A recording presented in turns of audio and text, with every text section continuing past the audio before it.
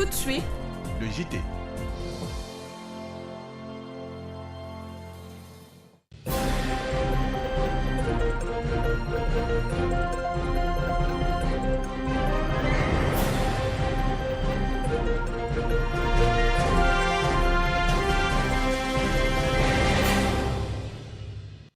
Bonsoir et bienvenue dans le 19h30 de la chaîne citoyenne pour les auditeurs de la radio IFM. Je suis Kodjema Debetoubena, Hortense à la présentation, le journal après cette pause.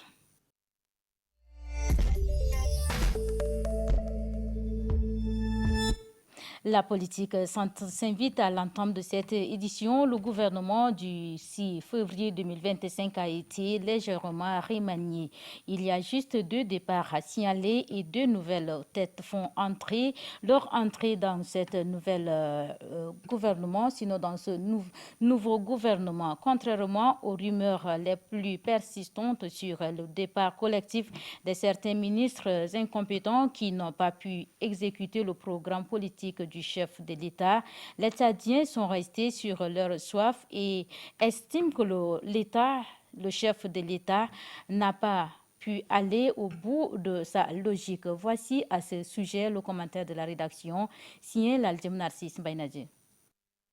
Le gouvernement du Premier ministre Alamaya Alina a été légèrement retouché alors que les rumeurs avaient laissé entendre qu'il allait avoir un chamboulement total avec de nouvelles compétences à la tête des départements ministériels lors de ces remaniements. Qu'on allait revoir de fond en comble cette équipe gouvernementale qui n'avait pas réussi à mettre en musique le programme politique sur la base duquel le chef de l'État a été élu. La capitale tchadienne bruissait des rumeurs les plus folles que nenni. Madame Amina Priscille Longo, après plus de 5 ans sans interruption dans les différents gouvernements, a cédé enfin sa place à la fille d'un ancien baron et bon serviteur du régime, Madame Kitoko Katangoulou, qui avait représenté il n'y a pas longtemps le pays auprès du gouvernement américain comme ambassadeur. Quant à Madame le ministre sortant, Priscille Amina Longo, elle a été catapultée à la présidence de la République comme conseillère spéciale, représentante personnelle du chef de l'État auprès du Conseil permanent de l'Organisation internationale de la francophonie, OIF. Une maigre consolation, certainement pour son dévouement et sa loyauté envers les plus hautes autorités du pays. Il faut rappeler que depuis plus d'une semaine, les ministres du gouvernement Alamaya Alina n'ont pas fermé l'œil. Une panique générale s'est emparée d'eux. Ils ont cru qu'ils allaient tous être virés parce que certains ont montré leurs limites abyssales, sinon ne sont pas à la hauteur de la tâche qui leur a été confiée. Ils vont retrouver le sommet aujourd'hui puisque le chambardement que l'on d'ici à longueur de journée sur les réseaux sociaux n'a pas eu lieu. On a juste fait partir 2 dames et promouvoir également 2 autres. Madame Moudalvaï Nouvandissem Apolline, qui a fait toute sa carrière au ministère de l'Action sociale, a été promu secrétaire d'État à l'enseignement supérieur. Selon des témoignages concordants, c'est une femme très compétente et travailleuse. Elle peut bien sûr apporter une plus-value au docteur Tom Erdimi, qui force l'admiration de tout le monde depuis qu'il a pris les rênes du ministère de l'enseignement supérieur, de la recherche scientifique, de l'innovation et de la formation professionnelle. Ces rumeurs de remaniement gouvernemental ont paralysé les activités dans l'administration publique parce que les ministres étaient sur le qui-vive. Ils pensaient qu'il allait perdre avantages et privilèges. Le peuple qui attendait des hommes neufs pour relancer l'économie du pays en berne, mais hélas, il est resté sur sa soif de changement. Le chef de l'État a renouvelé encore une fois de plus sa confiance à cette équipe gouvernementale que tout le monde a décriée pour son incapacité notoire à relever les défis sécuritaires et autres qui plombent le pays il y a quelques mois. En tout cas, le chef de l'État est à l'écoute de ses concitoyens et certainement il leur donnera satisfaction en mettant en place une équipe de femmes et hommes d'action et de combat afin de tirer le pays éternel.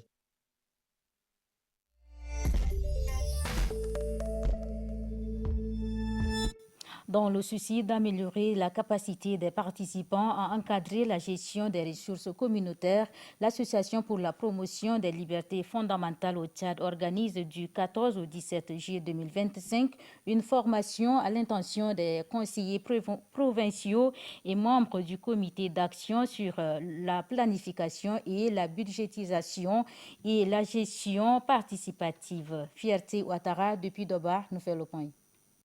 Dans le cadre du projet NextU, le projet d'amélioration des conditions de vie et de la résilience des populations autochtones, réfugiées et retournées au sud du Tchad, financée par l'Agence française de développement et l'Union européenne à hauteur de 20 millions d'euros. Cette formation des comités provinciaux d'action et des conseillers provinciaux vise à doter les participants des outils nécessaires pour une meilleure implication dans le processus d'élaboration et de mise en œuvre et révision du plan de développement local. Ceci en vue de contribuer à un développement harmonieux de la province et de booster son économie, indique le délégué de la PLFT, Jonah Victor. La province du Logone oriental, comme toutes les autres provinces, aspire aussi au changement sur tous les plans en matière de développement. C'est la raison pour laquelle l'Association pour la promotion des libertés fondamentales au Tchad, APLFT, a vu la nécessité d'outiller les acteurs clés de la province que vous êtes sur la planification, la budgétisation et la gestion participative pour un développement harmonieux de la province et partant booster son économie. C'est l'occasion pour le secrétaire général provincial d'exprimer ses satisfactions aux organisateurs et financiers pour l'effort consenti en faveur de la province du Logone oriental. Notre province du Logone oriental, tout comme plusieurs autres provinces du Tchad, fait face à des défis majeurs en matière de développement. Ces défis nécessitent des réponses appropriées, fondées sur une approche participative et inclusive.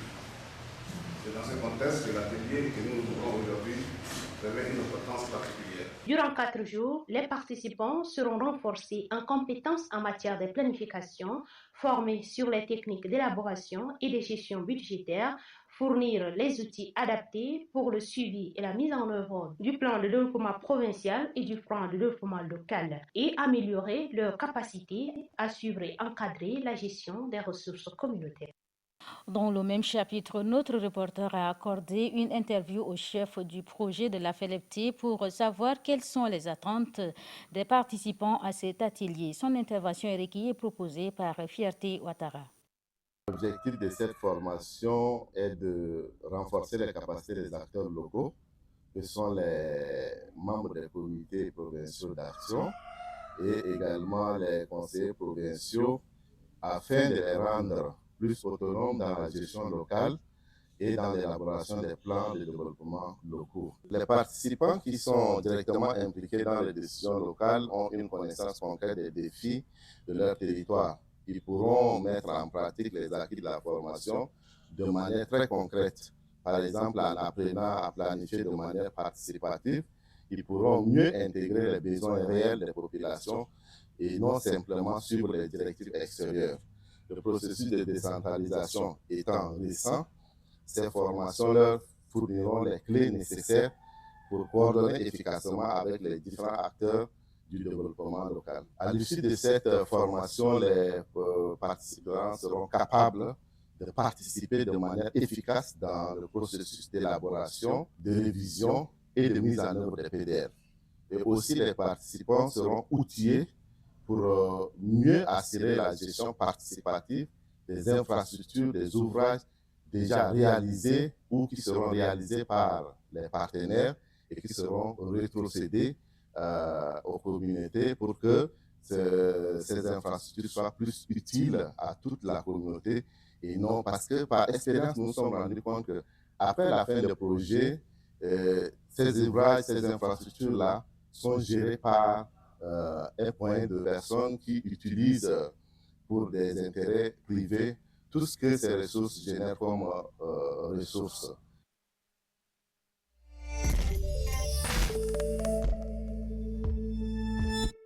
Page santé de cette édition, la lourdeur de l'organisme humain désigne la sensation ou la réalité d'un corps pesant, difficile à propulser ou encombrant, que ce soit sur le plan physique ou psychologique.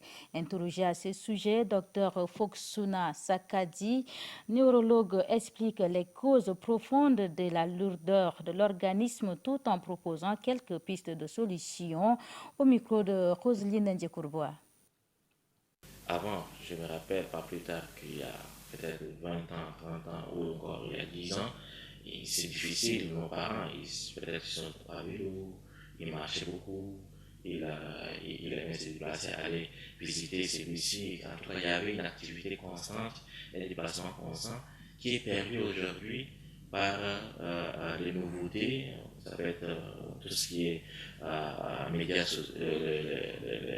sociaux, les TikTok, Facebook. Vous êtes là sur votre Facebook, vous êtes sédentaire et vous inactif et sédentaire, et l'alimentation qui devient de temps en temps des aliments transformés avec des OGM. Donc l'alimentation, on est passé du naturel à ce qui est un peu chimique, et du coup tout cela est responsable de maladies chroniques, dont les accidents vasculaires cérébraux qui sont assez fréquents actuellement, et les autres pathologies chroniques, le diabète ou encore l'hypertension artérielle, etc. Et ça peut être aussi une paralysie des membres, ce qui peut être lié à une atteinte au niveau de la moelle épinière, c'est-à-dire soit sur le dos ou soit sur le cou. Donc c'est sur le cou, c'est avec les membres supérieurs.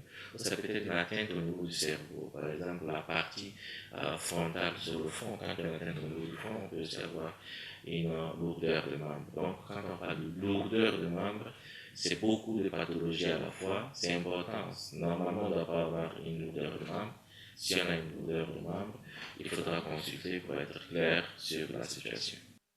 Élever des animaux, sinon faire des animaux chez soi, est une pratique courante dans presque chaque famille. Cependant, une question qui n'est pas souvent posée par bon nombre de Tchadiens est la suivante. Ces animaux sont-ils vaccinés? Docteur vétérinaire Mbaye Danal Lautouaï Armand donne plus de précisions. Il est au micro de Vunba Kiaobi. Alors, ces animaux, ils présentent net et bien des maladies qui peuvent en fait être transmissibles à l'homme. Nous avons en fait la tuberculose. La tuberculose qui est une maladie en fait bactérienne. Et nous avons la rage.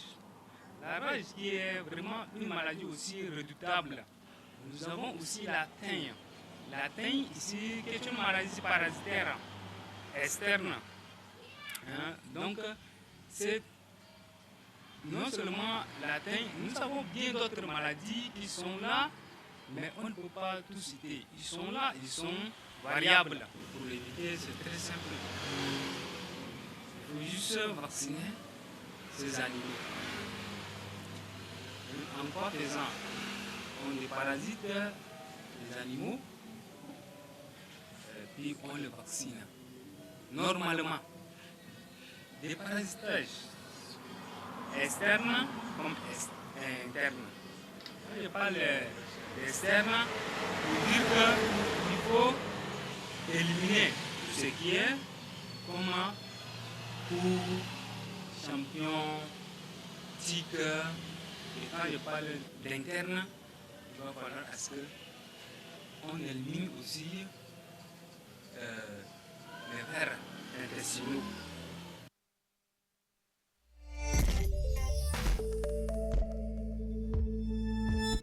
Autrefois considéré.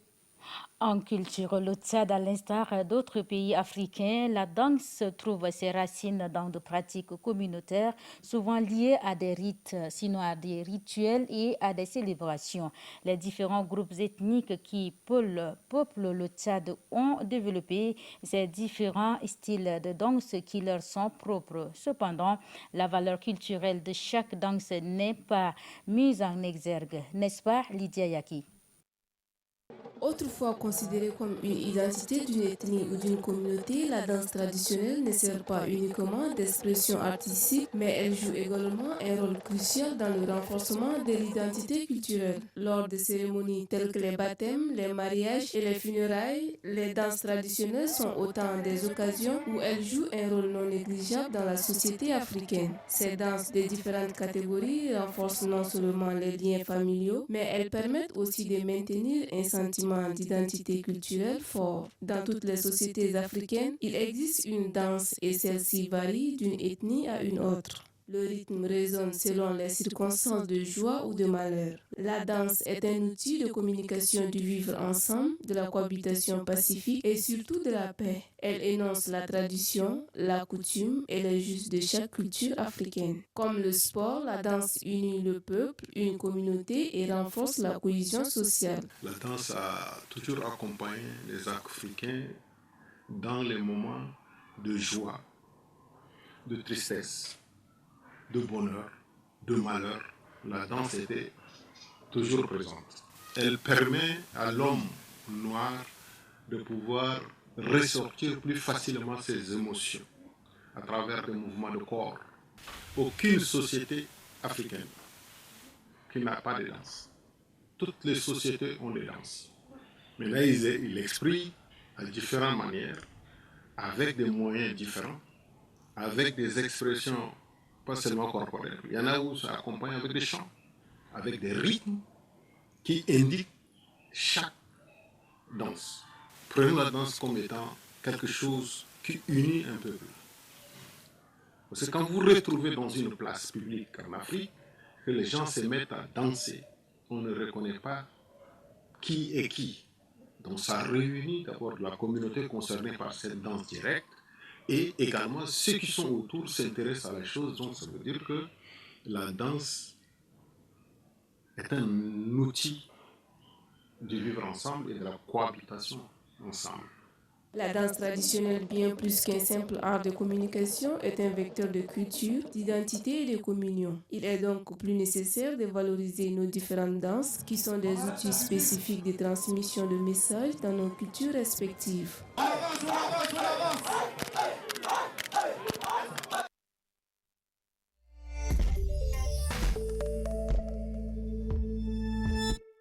Dernièrement, pour boucler cette édition, la Fédération tchadienne de football association passe à une nouvelle étape dans le processus de recrutement du sélectionneur de l'équipe nationale.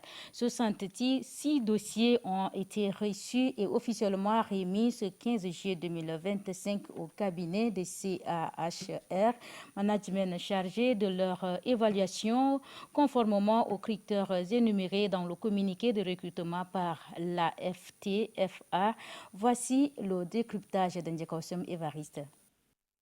À quelques jours de l'annonce à la candidature pour le poste de sélectionneur national, la Fédération tchadienne de football association a clôturé la réception des dossiers. 66 candidatures ont été déposées venant de différents pays. Un chiffre qui peut paraître élevé pour certains passionnés du football tchadien. Mais cela s'explique pour le fait que, bien que le Tchad n'ait pas encore obtenu de grands résultats sur le plan continental, le poste reste attractif. Beaucoup d'entraîneurs étrangers voient dans cette sélection un défi motivant, une opportunité de marquer leur carrière en faisant progresser une équipe promoteuse. Alors qui pourrait devenir le futur sélectionneur des équipes Sao du Tchad si l'on se base sur les critères d'expérience et de diplôme. Quelques noms s'y détachent clairement. Antonio Consisao qui a mené le Cameroun en demi-finale de la Coupe d'Afrique des Nations 2021 qui fait partie des favoris. Mais son salaire de plus de 60 millions de francs CFA lorsqu'il dirigeait les Lions indomptables pose question. Vient ensuite Kamou Malou, l'ancien sélectionneur du Burkina Faso et adversaire des Kansuro en demi-finale de cette même année 2021. Son expérience et sa connaissance du football africain sont des atouts notables. Au profil solide, Raoul Saou, l'ancien coach de la Centrafrique, est dans la course. Ne pas oublier non plus Kevin Nikes, l'ancien sélectionneur de Saou qui avait battu un projet structuré en ambitieux. Il pourrait bien revenir dans la course avec un plan de continuité. Mais une question reste posée. Comment sera fait le choix final? La fédération a confié l'analyse des candidatures au cabinet africain des ressources humaines. Celui-ci devra évaluer les dossiers à partir des CV, des projets techniques et des lettres de motivation. Un bon dossier ne garantit pas une bonne adaptation. Pour bien choisir le futur sélectionneur, il faudra aller au-delà des titres académiques.